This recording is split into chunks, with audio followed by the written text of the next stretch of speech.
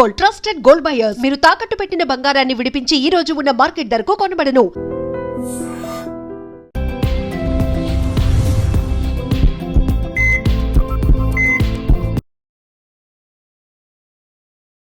నమస్తే, welcome to healthy conversations with IT media. నేను మీ Jhansi. So ఈరోజు మనతో ఉన్నారు రవితేజ బుద్ధ గారు, ఇంటర్వెన్షనల్ పల్మనాలజిస్ట్. సో చాలామంది దగ్గుతూ ఉంటారు. ఇప్పుడు నార్మల్గా మనకి టీబీ ఏదైనా ఉన్నప్పుడు అది అంటువ్యాధిగా అంటే సొసైటీలో ఒక బ్యాన్ ఉందన్నమాట, వాళ్ళ దగ్గరికి వెళ్ళొద్దు, దగ్గేటప్పుడు దగ్గరగా ఉండొద్దు అని చెప్తుంటారు. నార్మల్ కాఫ్కి లేకపోతే అలా టీబీ, క్షయ అంటాం తెలుగులో, దానికి డిఫరెన్స్ ఏంటి, అసలు మనం టీబీ ఉంది అని ఎలా రికగ్నైజ్ చేయొచ్చు, విషయం గురించి తెలుసుకుందాం. నమస్తే అండి. నమస్తే అండి. సో క్షయ అన్నప్పుడు నిజంగా ఇప్పుడు కొన్ని వ్యాధులు ఉంటాయి, ఎదుటి వాళ్ళకి వస్తాయి అన్నప్పుడు చాలా జాగ్రత్తగా ఉంటారు. అందులో one of the thing TB కూడా. సో టీబీ నిజంగా అంటువ్యాధా? ఒకవేళ మన ఇంట్లో కానీ మన ఫ్రెండ్స్లో కొలీగ్స్లో ఉంటే వాళ్ళకి దూరంగా ఉండాల్సి వస్తుందా వాళ్ళు కాఫ్ చేసే టైంలో? ఇక్కడ నుంచి స్టార్ట్ చేద్దాం. ఓకే, సో కాఫ్ అనేది చాలా రకాలు ఉంటుంది. సో మెయిన్ రీజన్స్ వచ్చేసి ఒకటి నిమోనియాస్లో రావచ్చు. నిమోనియాస్లో కూడా బ్యాక్టీరియల్ నిమోనియాస్ ఉంటాయి, వైరల్ నిమోనియాస్ ఉంటాయి. సో వాటిల్లో కాఫ్ ఉంటుంది. లంగ్ క్యాన్సర్స్లో కాఫ్ ఉంటుంది, సిఓపిడిలో కాఫ్ ఉంటుంది, ఆస్తమాలో కాఫ్ ఉంటుంది. ఇది కాకుండా టీబీలో కూడా కాఫ్ ఉంటుంది. ఓకే, ఇన్ని రకాల కాఫ్స్ ఉన్నాయా? ఓకే. సో అందరూ ఏంటంటే క్వైట్ కామన్గా ఏంటంటే నాకు నార్మల్ కాఫ్ అనుకుంటారు. సో మీరు ఎప్పుడు మీ టీబీ ఉంది అని భయపడాల్సింది ఏంటంటే, ఒకటి ప్రొలాంగ్ కాఫ్, క్రానిక్ కాఫ్ అంటాం అనమాట.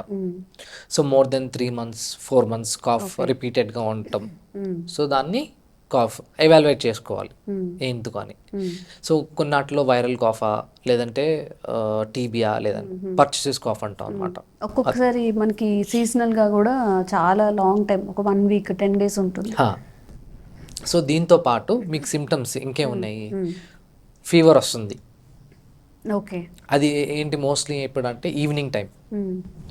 కొంతమంది ఈవినింగ్ టైమ్స్లో ఫీవర్ ఎక్కువ వస్తుంది ఈ టీబీ ఉన్న పేషెంట్స్లో. ఓకే. నెక్స్ట్ కాఫ్ పర్సిస్టెంట్గా ఉండడం. ఇంకొకటి వెయిట్ లాస్. ఈ టీబీ ఉన్న పేషెంట్స్లో ఏంటంటే వెయిట్ లాస్ ఎక్కువ ఉంటుంది, బాగా వెయిట్ లాస్ ఎక్కువ అవుతారు. ఇంకొకటి ఏంటంటే ఆకలి లేకపోవడం.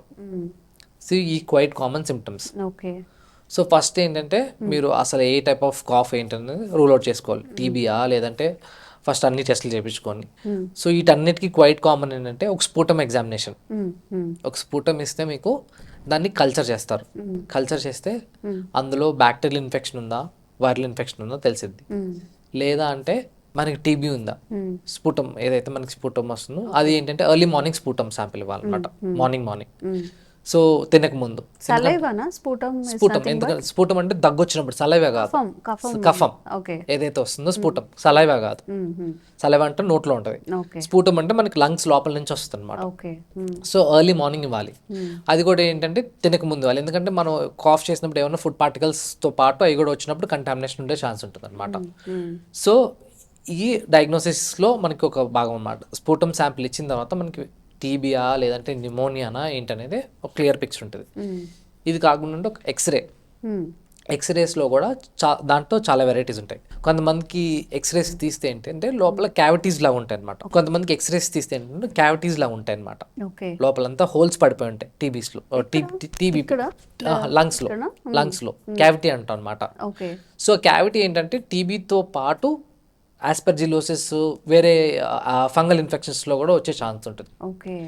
సో టిపికల్గా ఏంటంటే ఈ టీబీ పేషెంట్స్కి ఈ క్యావిటీస్ అనేది ఉండే ఛాన్స్ ఉంటుంది. ఇది కాకుండా ఏంటంటే మిలియరీ టీబీ అంటాం.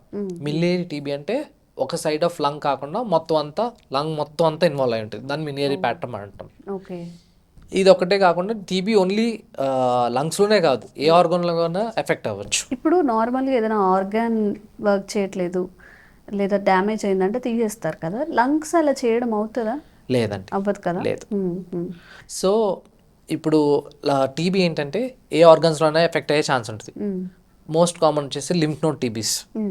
లింఫ్ నోడ్ అంటే మీకు ఎక్కడైతే ఇక్కడ నెక్ దగ్గర లింఫ్ నోడ్స్ ఉంటాయి అన్నమాట.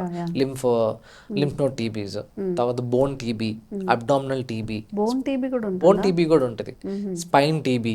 ఓకే. సో అదొక్క ఆర్గాన్కే కాదు, ఏ ఆర్గాన్ కన్నా ఎఫెక్ట్ అవ్వచ్చు.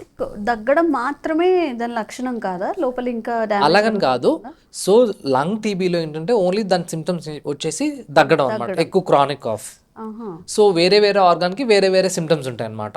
అసలు అందరికి తెలిసిందైతే ఒక్కటే లంగ్ టీబీ ఒకటే ఉందని కానీ టీబీ ఏ ఆర్గాన్ అయినా ఇన్ఫెక్ట్ అయ్యే ఛాన్సెస్ ఉంటుంది అనమాట. ఓకే. సో వన్స్ వాళ్ళకి డయాగ్నోసిస్ అయిన తర్వాత సపోజ్ అందులో కూడా చాలా రకాలు ఉంటాయి. కొంతమంది ఏంటంటే ట్రీట్మెంట్ ఇన్ జనరల్గా ఒక ట్రీట్మెంట్ స్టార్ట్ చేస్తారు, టీబీ ట్రీట్మెంట్. వాళ్ళు ఏంటంటే ఒక 1 month కాఫ్ తగ్గిపోతే ఆపేస్తారు. అట్లా చేయకూడదు. సో వన్స్ మీకు టీబీ వచ్చిందంటే ఖచ్చితంగా 6 months under physician or pulmonologist సూపర్విజేషన్లో సో కంపల్సరీ వాడాల్సిందే. సో ఎవరైతే టీబీ పాజిటివ్ ఉన్నారో ఖచ్చితంగా ఏంటంటే వాళ్ళు గవర్నమెంట్ నోటిఫై చేయాలి. సపోజ్ కొంతమంది పూర్ పేషెంట్స్ ఎవరైతే ఉన్నారో వాళ్ళకైతే గవర్నమెంట్ ఫ్రీగా మందులు కూడా ఇస్తుంది, సూపర్విజన్ చేసి. సో వాళ్ళకి రెగ్యులర్గా ట్రీట్మెంట్. సో అసలు టీబీ ఒకసారి వస్తే తగ్గుతుందా ఇంకా లైఫ్ లాంగ్? అలా డెఫినెట్ గా తగ్గిద్ది. అది తగ్గుతుంది మీరు రెగ్యులర్ గా 6 months మెడికేషన్స్ వేసుకుంటే. అది ఏంటి, అది ఆర్గన్ టు ఆర్గన్ డ్యూరేషన్ అనేది మారింది. సపోజ్ బోన్ టీబీ వచ్చింది అనుకోండి, 12 months to 14 months వేసుకోవాల్సి వస్తుంది. అదే లంగ్ టీబీలో నార్మల్ టీబీలో 6 months అనేది కంటిన్యూస్గా వేసుకోవాల్సి వస్తుంది. వేరాస్ కొంతమంది ఏంటంటే కొన్ని రోజులు వాడి మానేస్తారు, సో తగ్గిపోద్ది. సో వాళ్ళకి మళ్ళీ రికరెన్స్ అయ్యే ఛాన్స్ ఉంటుంది. సో దానికి వాళ్ళకి ఏంటంటే ఎండిఆర్ టీబీ వచ్చే ఛాన్స్ ఉంటుంది అనమాట. ఎండిఆర్ టీబీ అంటే మల్టీ డ్రగ్ రెసిస్టెన్స్ టీబీ అంటాం అనమాట. మల్టీ డ్రగ్ రెసిస్టెన్స్ అంటే మీరు ఏదైతే మందులు వాడతారో ఏం పని చేయవు, ఎందుకంటే దానికి రెసిస్టెన్స్ వచ్చేసింది. సో అందుకే మనకి టీబీ డయాగ్నోసిస్ చేసేటప్పుడే జీన్ ఎక్స్పర్ట్ అని ఒక టెస్ట్ ఉంటుంది. సో అందులో మీకు ఇచ్చే మందులు నిజంగానే పనిచేస్తున్నాయా లేదా అనేది. సో అందుకే మేము ఎవరో వచ్చినా టీబీకి ఎవరైనా వచ్చినా కానీ ఒక రోజు కూడా మానకుండా ఖచ్చితంగా 6 months అనేది మందులు ఖచ్చితంగా వేసుకోవాల్సి వస్తుంది. అసలు టీబీ అనేది ఎందుకు వస్తుంది, ఎవరిలో వస్తుంది? టీబీ అనేది మోస్ట్ కామన్ ఏంటంటే ఎవరైతే ఇమ్యూనిటీ తక్కువ ఉంటుందో. ఓకే. సో టీబీ ఏంటంటే వరల్డ్లో ఇండియా అనేది highest burden. India, African countries అనేది హైయెస్ట్ ఎక్కువ లైక్ షుగర్ ఎలా. సో ఎట్లాగో టీబీ బర్డన్ అనేది ఎక్కువ ఉందన్నమాట మన ఇండియాలో. మోస్ట్లీ ఎందుకు వస్తుందంటే డ్రాప్లెట్స్ స్ప్రెడ్ ద్వారా. సో ఎవరైతే టీబీ పేషెంట్స్ ఉన్నారో దగ్గిన, తుమ్మిన, లేదంటే పబ్లిక్ ప్లేసెస్ లో ఉమ్మేసిన, ఇది అవును. ఎందుకంటే ఎవరైతే ఉమ్మారో అందులో టీబీ బ్యాసిల్ అనేది ఆ ఉమ్ములో ఉంటది. సో ఆ కంటామినేషన్ వల్ల ఎవరన్నా కానీ ఇన్హేల్ చేసినా కానీ వాళ్ళకి కూడా వచ్చే ఛాన్స్ ఉంటుంది. వీళ్ళకి ఎంత సివియారిటీ ఉందో వాళ్ళకి కూడా అంత సివియర్ అయ్యే chance depending upon your immunity. Suppose కొంచెం ఇమ్యూనిటీ తక్కువ ఉంటే వాళ్ళు బాడీలో ఆల్రెడీ మనకి బీసీజీ వ్యాక్సినేషన్ అన్ని చేస్తాం చిన్నప్పుడు టీబీకి సంబంధించింది. సో అది డెఫినెట్గా ఫైట్ చేస్తుంది. సో ఇది మోస్ట్ కామన్ ఎవరికి ఎఫెక్ట్ అయ్యిందంటే ఎవరికైతే ఇమ్యూనిటీ తక్కువ అయిద్దో. సో ఎస్పెషల్లీ ఎవరిలో అంటే ఆర్గాన్ ట్రాన్స్ప్లాంట్స్ చేసే వాళ్ళకి. So suppose kidney transplant, liver transplant, bone marrow transplants. So వీళ్ళ పేషెంట్స్లో ఏంటంటే ఆ ట్రాన్స్ప్లాంట్ చేసిన కొత్త ఆర్గాన్ పెట్టిన తర్వాత ఏంటంటే మన ఇమ్యూనిటీ మొత్తం తగ్గించేస్తారు మెడిసిన్స్ ద్వారా. ఎందుకంటే మన బాడీ రిజెక్ట్ చేయకూడదు కదా ఆర్గాన్ని. సో వీళ్ళు ఏంటంటే ఏదైతే ఒకసారి టీబీ వస్తే కనుక వాళ్ళకి బాగా సివియర్గా వచ్చే ఛాన్సెస్ ఉంటుంది. ఎప్పుడైతే ఇమ్యూనిటీ తక్కువ ఉంటుందో మన డిఫెన్స్ మెకానిజం సరిగ్గా ఉండదు అనమాట. సో టీబీని ఫైట్ చేయడానికి. సో వాళ్ళకి ఎక్కువ సివియర్గా వచ్చే ఛాన్సెస్ ఉంటుంది. ఇది కాకుండా ఏంటంటే కోమార్బిడ్ కండిషన్స్ ఏంటంటే డయాబెటీస్ కానీ, షుగర్ కానీ, సో కోమార్బిడ్ కండిషన్ ఉన్న వాళ్ళకి వాళ్ళకి కూడా వచ్చే ఛాన్స్ ఉంటుంది. ఇది కాకుండా తక్కువ వెయిట్ ఉన్న వాళ్ళకి. సో కొంతమంది ఈవెన్ 30 years 35 years లో వెయిట్ 40 kgs 30 kgs అలాగే ఉంటారు. సో వాళ్ళకి వచ్చే ఛాన్స్ ఉంటుంది. ఇంకొకరు ఏంటంటే హెచ్ఐవి పేషెంట్స్కి. సో ఎవరికైతే హెచ్ఐవి ఉంటుందో వాళ్ళు కూడా ఇమ్యూనిటీ తక్కువ ఉండే ఛాన్సెస్, వాళ్ళు కూడా ఈ టీబీ అనేది త్వరగా వచ్చే ఛాన్సెస్ ఎక్కువ ఉంటుంది. వచ్చినా కానీ కొంచెం సివియర్గా ఉండే ఛాన్సెస్ ఉంటుంది అన్నమాట. ఓకే. సో మరి టీబీ గురించి మాట్లాడుకున్నప్పుడు రిస్క్ ఫ్యాక్టర్స్, ఇప్పుడు వాళ్ళ డెత్ రేట్ ఎలా ఉంటుంది, అందరికి తగ్గుతుందా లేకపోతే ఎలా ఉంటుంది వాళ్ళలో? టీబీ ఏంటంటే అందరికీ ఒక అపోహ ఉందండి. ఒకవేళ మీకు టీబీ వస్తే ఖచ్చితంగా మీరు ఒక 6 months మందులు వాడితే కనుక మీకు డెఫినెట్గా టీబీ తగ్గే ఛాన్స్ ఉంటుంది మానకుండా వాడితే. వెరాస్ ఇర్రెగ్యులర్గా వాడుకుంటే వాళ్ళకి ఎండిఆర్ టీబీ వచ్చే ఛాన్సెస్ ఉంటుంది. సో ఎండిఆర్ టీబీ అనేది వెరీ డేంజరస్ అనమాట.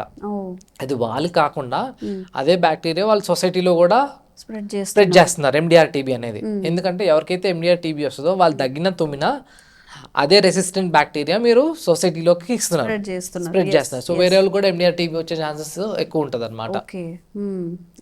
సో వన్స్ ఏదైతే మనకి టీబీ వచ్చిందో సో వాళ్ళకి ఏంటంటే ఆ స్కార్ టిష్యూ అంటే టీబీ వల్ల కొంచెం డ్యామేజ్ జరిగిద్ది లంగ్స్లో. సో అదేంటంటే మేబీ ఆ స్కార్ టిష్యూ అనేది ఉంటుంది. సో కానీ ఖచ్చితంగా 6 months వాడితే కనుక డెఫినెట్లీ వాళ్ళైతే బెటర్ అవుతారు. అసలు ఆరిజిన్ అనేది ఎక్కడ నుంచి స్టార్ట్ అవుతుంది? ఇప్పుడు జెనెటికల్ గా టీబీ వచ్చే అవకాశం ఉంటుందా? జెనెటిక్ గా వచ్చే లేదు, ఛాన్సెస్ లేదు. ఓన్లీ త్రూ స్ప్రెడ్ టీబీ బ్యాసిల్లీ వల్ల. ఓన్లీ స్ప్రెడ్ అయితేనే మాత్రమే వస్తుంది. అవును. ఇప్పుడు ఆ స్ప్రెడ్ అయినప్పుడు మన ఇమ్యూనిటీని బట్టి అది రావాలా వద్దా, మన అంటే మన బాడీ దానికి ఎలా రియాక్ట్ అవుతుంది అనే దాని మీద బట్ ఉంటుంది.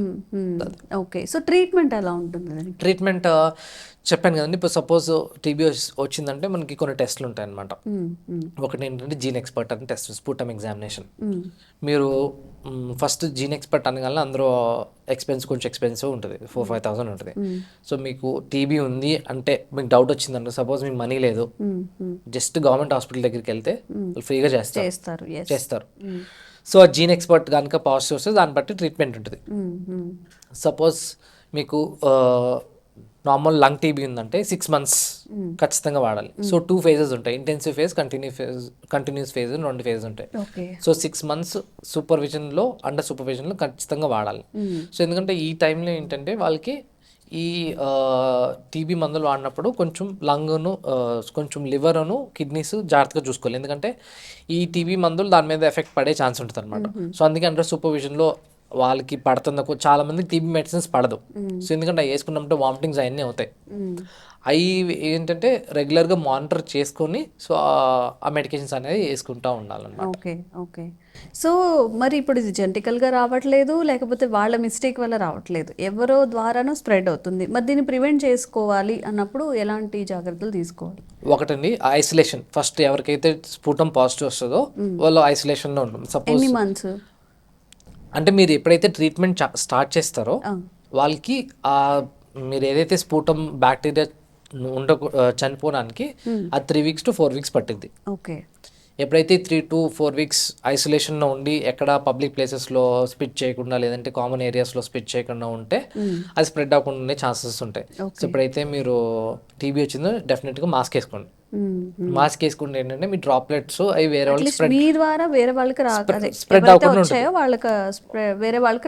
ఉంటాయి. సపోజ్ ఇంట్లోనే ఉంటారు, ఎవరికైనా వచ్చింది అనుకోండి, వయసు పైపడిన వాళ్ళు ఉంటారు, సో వాళ్ళకి ఇమ్యూనిటీ తక్కువ ఉంటుంది. సో వీళ్ళు కాఫ్ చేసినప్పుడు, దగ్గు చేసినప్పుడు, వీళ్ళు కాఫ్ చేసినప్పుడు కానీ లేదంటే స్నీజ్ చేసినప్పుడు కానీ వాళ్ళ డ్రాప్లెట్స్ వాళ్ళు కంటామినేషన్ ద్వారా వెళ్ళే ఛాన్స్ ఉంటుంది వాళ్ళకి. సో వాళ్ళకి కూడా టీబీ వచ్చే ఛాన్స్ ఉంటుంది. ఇప్పుడు ఇంట్లో హస్బెండ్ కుంటే వైఫ్ కి, పిల్లలకి, వాళ్ళ పేరెంట్స్ కి, అలా ఏ ద్వారా వస్తుంది కాబట్టి. ఓకే. డెఫినెట్గా ఇంకొకటి ఏంటంటే సపోజ్ ప్లేట్స్ ఉంటాయి, సపోజ్ తినే ప్లేట్స్లో కూడా మనం తినేటప్పుడు సలైవా ఉంటుంది, ఆ సలైవా ద్వారా కూడా స్ప్రెడ్ అయ్యే ఛాన్సెస్ ఉంటుంది. ఇప్పుడు ఈ బ్యాక్టీరియా అనేది ఇక 24 hours అలానే ఉంటుందా, చనిపోదా బయటకు? అది ఓన్లీ ఎప్పుడైతే ట్రీట్మెంట్ స్టార్ట్ చేస్తామో 3 to 4 weeks వరకు మన స్పుటంలో ఆ బ్యాక్టీరియా లేకుండా ఉండేది ఉంటుంది అనమాట. 3 to 4 weeks పట్టింది స్పుటం నెగిటివ్ కన్వర్ట్ అవ్వడానికి. సో టీబీ విషయంలో మన స్వతహాగా చేసుకునేది ఏమీ లేదు. ఇప్పుడు ఇది జెనెటికల్గా రావట్లేదు, లేకపోతే మన food habits, life style habits వల్ల రావట్లేదు, వేరే ఎవరి ద్వారానో మనకు వస్తుంది. కాబట్టి ఇఫ్ అన్ఫార్చునేట్లీ మీరు కనుక ఒకవేళ టీబీ పాజిటివ్ అలా అయి ఉంటే ఇంట్లో వాళ్ళకి స్ప్రెడ్ అవ్వకుండా, బయట మీ ద్వారా ఇంకెవరికైనా స్ప్రెడ్ అవ్వకుండా జాగ్రత్తలు తీసుకోండి. అండ్ ఎంత పాసిబిలిటీ అంత తక్కువ టైంలో డాక్టర్ని సంప్రదించి మంచి ట్రీట్మెంట్ తీసుకోవడానికి ట్రై చేయండి. వీటికి సంబంధించిన ఎలాంటి డౌట్స్ ఉన్నా కానీ కామెంట్ చేయండి, తప్పకుండా క్లారిఫికేషన్ ఇచ్చే ప్రయత్నం చేస్తాం. Thank you sir. Thank you. Sir, one life lesson what medicine has taught you. Whatever you can do without expecting. But I really believe మన పాజిటివ్ యాటిట్యూడ్ ఉంటేనే మనం ఏదైనా సాధించగలం. గట్ని మనం కరెక్ట్గా డీల్ చేసినట్లయితే అది మనకి పాజిటివ్ హార్మోన్స్ని రిలీజ్ చేస్తుంది. షుగర్ వచ్చిన వాళ్ళ పరిస్థితి ఏంటి? పొట్ట దగ్గర పెరిగితే దాన్ని ఆండ్రాయిడ్ అంటారు, ఆండ్రాయిడ్ ఫోన్ కదా. అసలు థాట్స్ ఎందుకు వస్తాయి? బ్రెయిన్ డెడ్ అంటే దానికి ప్రపంచం అంతా కూడా కొన్ని నిర్దిష్టమైనటువంటి లక్షణాలు ఉంటాయి. మానసికంగా ధైర్యంగా ఉంటే క్యాన్సర్ జయించవచ్చు. You are a doctor for a cause sir, అంతే. వాళ్ళకి వచ్చిన ఆదాయం కాకుండా ఫ్రీ సర్వీస్ ఎంతమందికో చేస్తుంది.